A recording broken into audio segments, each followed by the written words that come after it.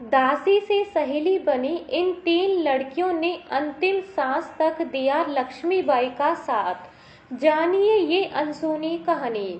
7 जून की रात जब रानी लक्ष्मीबाई ने किला छोड़ने का फैसला लिया, उस समय अंग्रेज उन पर हावी थे।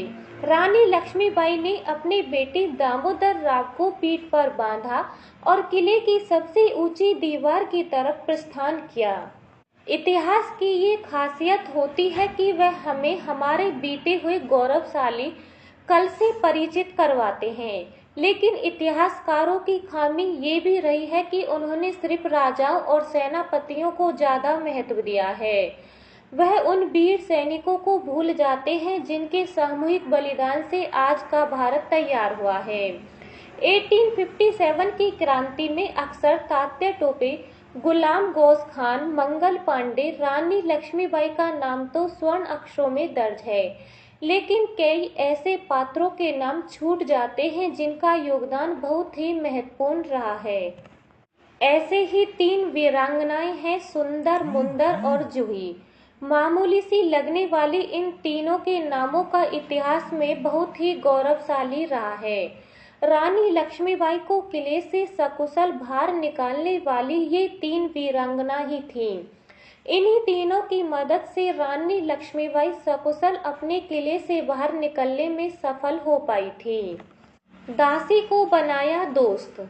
जब लक्ष्मीबाई और गंगाधर राव गणेश मंदिर में विवाह के लिए जा रहे थे, तो महारानी के रथ पर एक लड़की चढ़ी। उसने अपना नाम जूही बताया और कहा कि मैं आपकी दासी हूँ।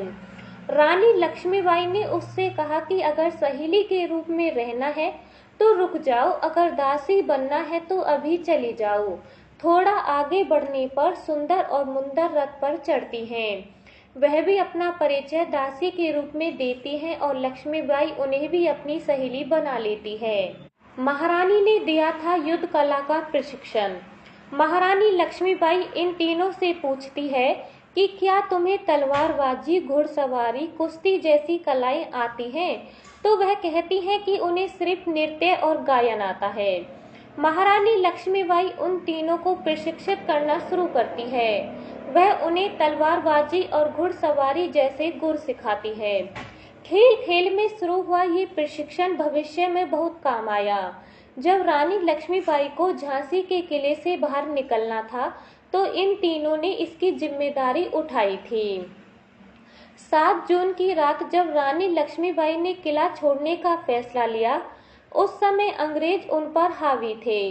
रानी लक्ष्मीबाई ने अपने बेटे दामोदर राव को पीठ पर बांधा और किले की सबसे ऊंची दीवार की तरफ प्रस्थान किया। सुंदर, मुंदर और जूही उनके साथ थीं। वह लगातार अंग्रेजों से युद्ध करती रहीं। सबसे पहले गोली सुंदर को लगी। थोड़ा आगे बढ़ने पर मुंदर भी वीर गति को प्राप्त हो गई। कुदान स्थल के पास तक पहुंचते पहुंचते जूही को भी गोली लगी और उनका भी देहांत हो गया, लेकिन तीनों ने मिलकर महारानी लक्ष्मीबाई को सकुशल बाहर निकलवा दिया।